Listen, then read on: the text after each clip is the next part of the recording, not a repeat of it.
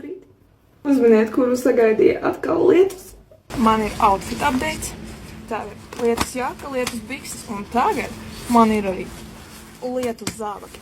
Es gan neesmu pārliecināta par to izpildījumu, jo tur ir papildus zoli. Braukšu nedaudz sapratīšu, vai īsti tur tos kloķus var normāli saslēgt ar šitādiem te, vai arī tad ņemsim no. Zini, kas man tracina? Reāli es navigācijā ielieku maršrutu, un viņš pēc kāda laika izdomā, klausies, es atradu ātrāku maršrutu, es tevi vedīšu pa ātrāko maršrutu. Nē, es negribēju ātrāko maršrutu.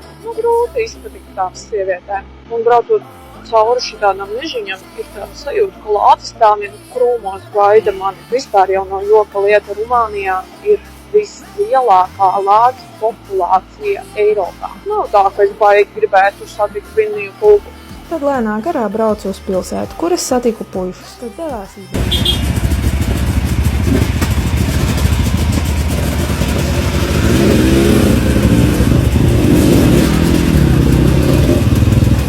Tad nobāzējos viesnīcā un gaidu rītdien, jo rītdien ir plānots kaut kas īpašs.